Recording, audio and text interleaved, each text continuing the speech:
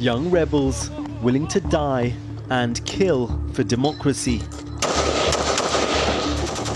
In Myanmar, a fierce guerrilla war is intensifying.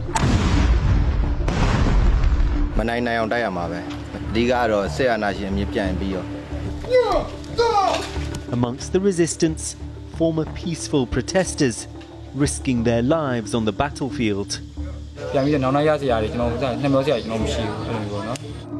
This is who they're fighting, a brutal military junta that seized power in a coup 2 years ago. The regime doesn't want the outside world to see what they're doing here. But we're travelling secretly into the country. This river that we're crossing is the dividing line between Thailand and Myanmar. Myanmar's military controls the official border crossings, but we're heading into rebel-controlled territory. We're meeting fighters from a new unit, Cobra Column. In the back of this truck, former bakers, engineers, builders and entrepreneurs. Most of these men had never even fired a shot before the coup. Now they're at the forefront of the war, leading assaults on key trading towns as the rebels advance into regime-held territory. What has the fighting been like? Have you lost many men? Have you killed many of your enemies?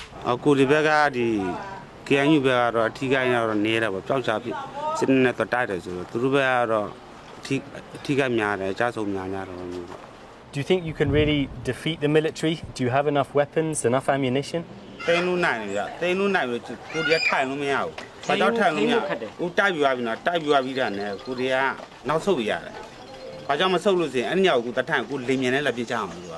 They might look well armed, but their guns come from the black market. Other weapons are homemade.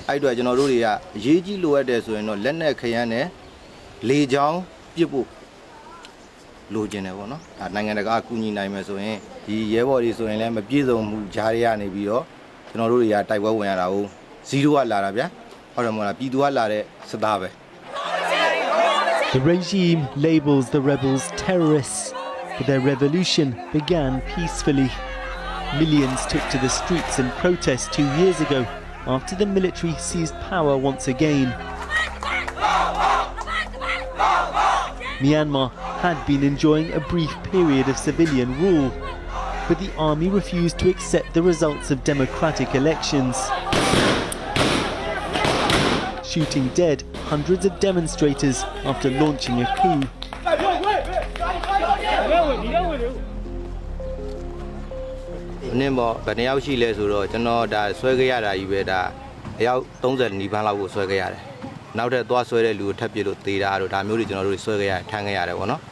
Tarkong Bua was working in construction when he joined the protests. He witnessed one of the bloodiest massacres of the crackdown.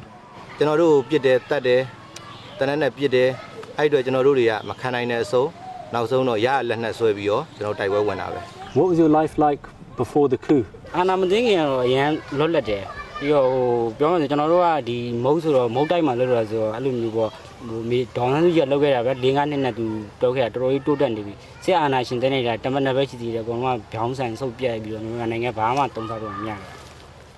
Kohin shows me pictures from his old life, posing in a Manchester United shirt. But for now, you're going to continue fighting?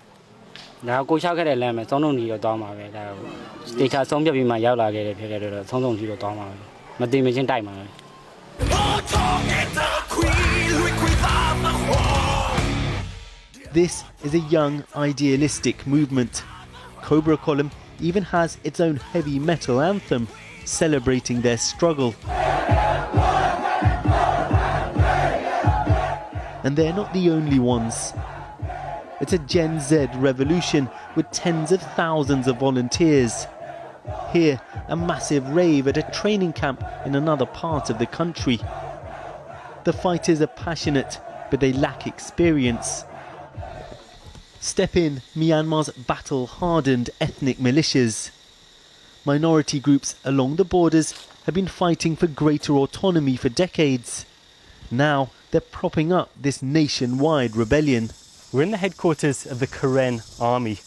They're the ethnic group that have been fighting against Myanmar's military longer than anyone else, and they're hosting a lot of the activists turned guerrillas.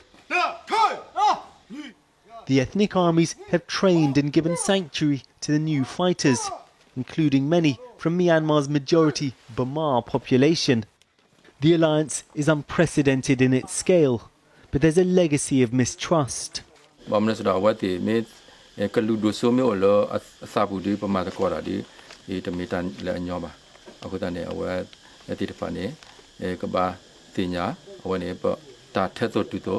You've been fighting against the military for a long time. What's different about the situation now?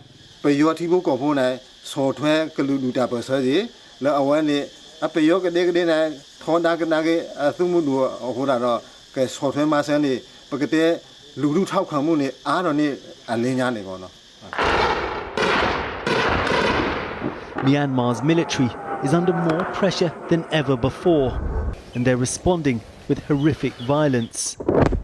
The rebels control large rural areas, so the regime, fearing ambushes, are relying on airstrikes like these. Helicopters and jets supplied by long-time allies China and Russia.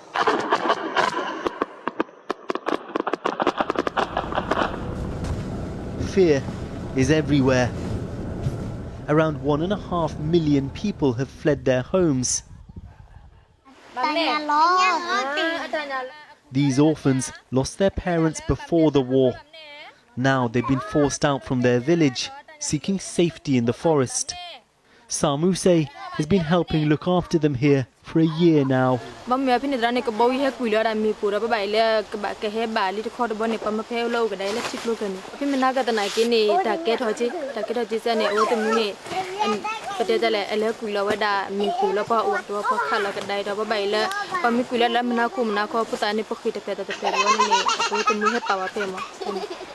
There's little aid for those inside Myanmar, the conflict ignored by much of the world.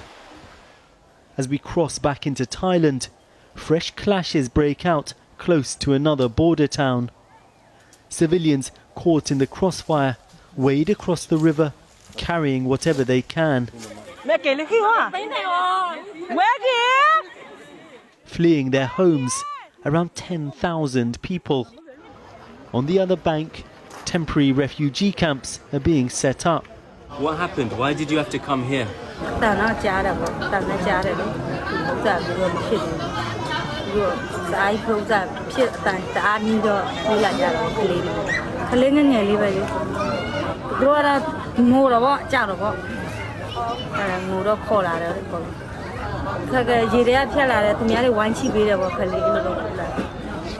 It's only a brief respite. As soon as there's a lull in fighting, everyone here will have to return home.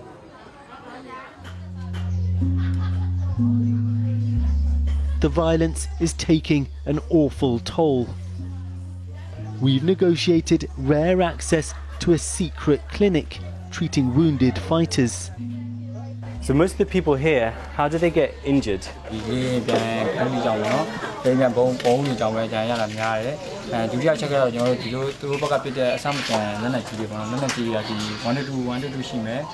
Kokant used to be a chef. After the coup, he joined the rebels, assigned to a makeshift weapons factory.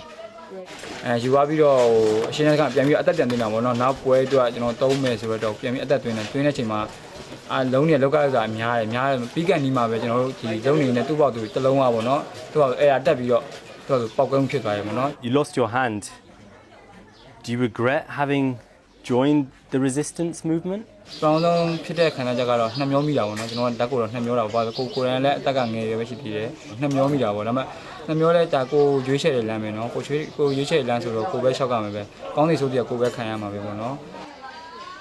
Despite the awful injuries here, there are no regrets. The brutality of war hasn't defeated the idealism of this generation. A book of poetry saved Charlie's life when he was shot in the chest during his second ever battle. He was just 17 when he signed up, lying about his age. He didn't want to show his face to protect his family. Did you get badly hurt? No, sabi ka daw. Sabi ka daw ang solution. Yang na jeno. Ko ang pidaro mo ya. What do you want to do when you recover? I still want to fight. Aren't you afraid? No. Why not? Because my friend was dying from my. So you want to get revenge? Yes. This war shows no sign of ending. Myanmar's rebels are on their own, but committed to the cause. A generation sacrificing their lives for a future they might never see.